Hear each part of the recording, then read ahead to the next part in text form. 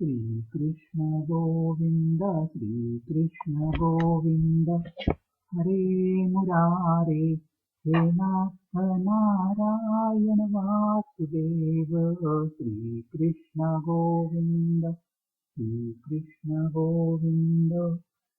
भक्ती, ज्ञान, यम नियमादी साधनांचे वर्णन. भगवान उद्धवास म्हणाले, उद्धवा, ज्ञानी पुरुषाचा आवडता अभिष्ट पदार्थ म्हणजे मीच आहे. त्याचे साधन साध्य स्वर्गादी लोक सुद्धा मीच आहे. माझ्याशिवाय त्याला कशाचाच रस वाटत नाही. जे ज्ञान आणि विज्ञान यांनी संपन्न सिद्ध पुरुष आहेत तेच माझ्या सत्य स्वरूपास जाणतात. यासाठी ज्ञानी पुरुष मला अतिप्रिय आहेत. ज्ञानी पुरुष आपल्या ज्ञानाच्या द्वारे मला निरंतर आपल्या अंतःकरणात धारण करतात.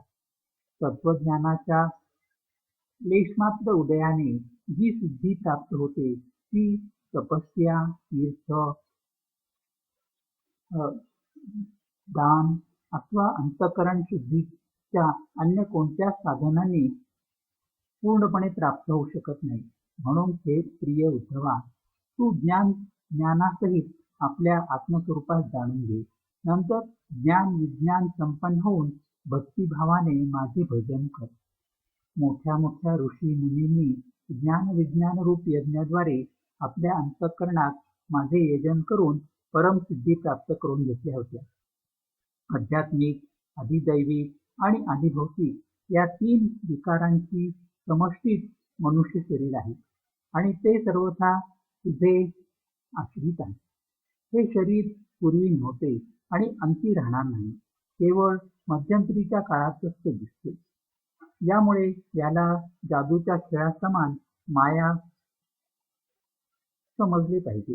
याचे जे 6 विकार अर्थात जन्म घेणे, राहणे, वाढणे, बदलणे, घटणे आणि नष्ट होणे हे 6 भावविकार आहेत.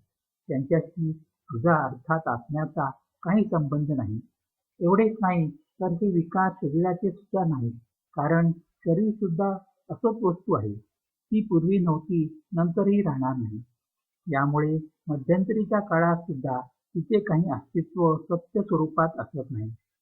भगवंतांचे हे वक्तव्य ऐकल्यानंतर उद्धवाने विचारले, भगवन, आपणच या विश्वाचे स्वामी आहात. आपल्या या वैराग्य आणि विज्ञानाने युक्त सनातन आणि विशुद्ध ज्ञान कशा प्रकारे सुदृढ होईल ते मला समजावून सांगा. त्याचप्रमाणे आपल्या भक्तियोगाचे सुद्धा विवरण करून सांगा, जे ब्रह्मा आदी महापुरुष सुद्धा शोध घेत असतात. भगवान म्हणाले, उद्धवा, हाच प्रश्न धर्मराजाने पितामह भीष्मांना विचारला होता. त्यावेळी आम्ही सर्वजण तेथे होतो. भारतीय महायुद्धाच्या समाप्तीनंतर महाराज युधिष्ठिर स्वजन संबंधियांच्या संहारामुळे अत्यंत विव्हळ झाले होते. त्यावेळी त्यांनी भीष्म पितामहांना धर्मासंबंधी अनेक प्रश्न विचारल्यानंतर मोक्षाच्या साधनासंबंधी प्रश्न विचारला होता. त्यावेळी पितामहांच्या मुखातून ऐकलेल्या मोक्ष धर्माचे विवरण मी तुला करून सांगतो, कारण ते ज्ञान, वैराग्य, विज्ञान, श्रद्धा आणि भक्तीच्या भावाने परिपूर्ण आहे. ज्या ज्ञानाने प्रकृती, पुरुष, महत्तत्व, अहंकार, पंचतन्मात्रा हे 9 आणि पंचमहाभूते, पंचज्ञानेंद्रिय, पंचकर्मेंद्रिय, एक मन आणि 3 गुण सत्व, रज, तम या 28 तत्वांचा ब्रह्मापासून ते तृणापर्यंत संपूर्ण कार्यात पाहिले जाते, तसेच यात एक परमात्मा तत्वाचा अनुगत रूपाने अनुभव घेतला जातो, ते परोक्ष ज्ञान आहे, असे माझे निश्चित मत आहे. जी तत्ववस्तू सृष्टीच्या प्रारंभी होती आणि अंती कारण रूपाने स्थित राहणार आहे, ती मध्यकाळात सुद्धा असते. ती प्रतीयमान कार्यरत सुद्धा अनुगत असते. नंतर त्या कार्यात प्रलय अथवा बाधा आल्यास त्या कार्याची साक्षी आणि अधिष्ठान रूपात शेष उठते. हीच सत्य परमार्थ वस्तू आहे. असे समज. दृश्य प्रपंच हा स्थिर, नश्वर आणि विकारी आहे. या कारणाने तो सत्य सिद्ध होत नाही. यामुळे विवेकी पुरुष या विविध रूप, कल्पनारूप अथवा शब्दमात्र प्रपंचापासून विरक्त होतात. विवेकी पुरुषाने हे निश्चित रूपाने ध्यानात ठेवावे की स्वर्ग आदी फल देणारे यज्ञादी कर्मांचे परिणाम नश्वर असल्याकारणाने ब्रह्मलोकांतर्गत स्वर्गादी सुखांना सुद्धा प्रत्यक्ष विषयसुख समान अमंगल, दुःख आदी आणि नाशवान समजावे. या विवरणानंतर भगवान उद्धवास म्हणाले, हे निष्पाप उद्धवा, भक्तियोगाचे वर्णन मी तुला अगोदरच सांगितले आहे, परंतु त्यात तुझी अत्यंत प्रीती असल्याने ते मी तुला पुन्हा एकदा सांगतो. जो माझी भक्ती प्राप्त करू इच्छितो त्याने माझ्या अमृतमयी कथांमध्ये अत्यंतिक श्रद्धा ठेवावी.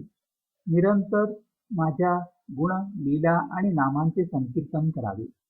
माझ्या पूजेत अत्यंत श्रद्धाभाव ठेवून स्तोत्रांनी माझी स्तुती करावी. माझ्या सेवापूजेमध्ये प्रेमभाव ठेवून मला साष्टांग नमस्कार करावा. माझ्या भक्तांची पूजा माझ्या पूजेपेक्षा सुद्धा अधिक श्रद्धेने करावी आणि समस्त प्राण्यांमध्ये मलाच पाहावे. आपली सर्व कर्मे माझ्यासाठीच करावी. वाणीने माझ्याच गुणांचे गायन करावे आणि मन सुद्धा मलाच अर्पण करावे आणि समस्त कामनांचा त्याग करावा. माझ्यासाठी धन, भोग आणि प्राप्त सुखाचा सुद्धा परित्याग करावा. जे काही यज्ञ, दान, हवन, जप, व्रत आणि तप करायचे ते सर्व माझ्यासाठीच करावे.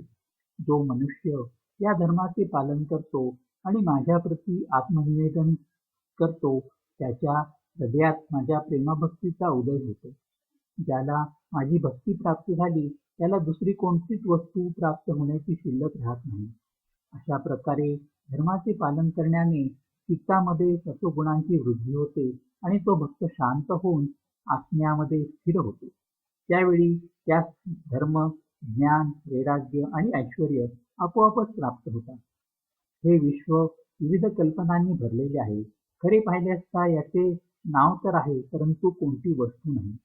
ज्यावेळी चित्त यात लागून राहते त्यावेळी ते इंद्रियांबरोबर इकडे तिकडे भटकू लागते. अशा प्रकारे चित्तात रजोगुणांचा पूर येतो. चित्त असत वस्तू लागून साधकाचे धर्म, ज्ञान आदी तर लुप्त होतातच आणि त्यात अधर्म, अज्ञान, मोह यांचे घर बनते.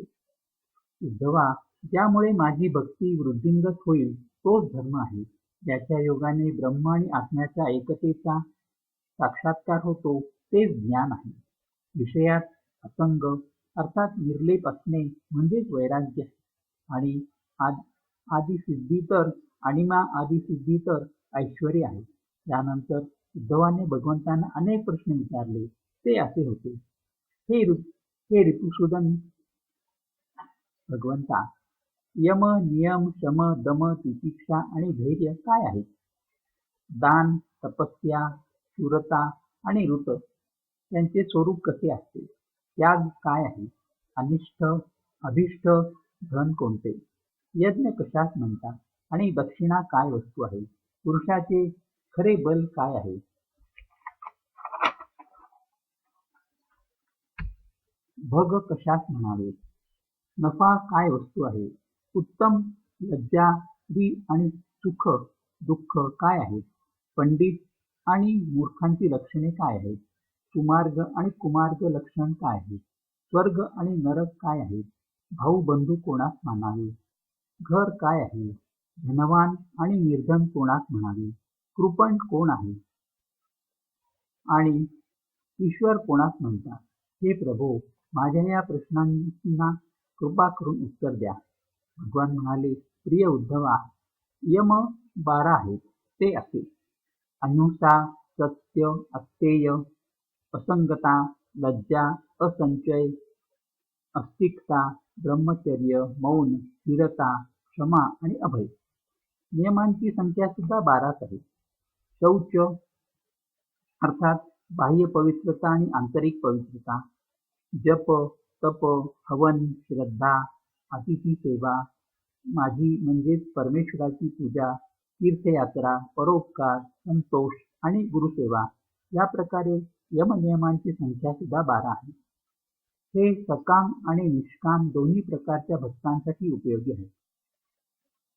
जे पुरुष यांचे पालन करतात त्यांना हे यमनियम त्यांच्या इच्छेनुसार भोग आणि मोक्ष प्रदान करतात. बुद्धीचे माझ्या ठायी लागून राहणे शम आहे. इंद्रियांच्या संयमाचे नाव दम आहे. न्यायाने प्राप्त दुःखास सहन करण्यास तितिक्षा असे म्हणतात. जिव्हा आणि जननेंद्रियांवर विजय प्राप्त करण्याचे नाव आहे धैर्य. आणि कोणाशीही द्रोह न करणे आणि सर्वांना अभय प्रदान करणे यास दान असे म्हणतात. विजय प्राप्त करून घेणे ही शूरता आहे. सर्वत्र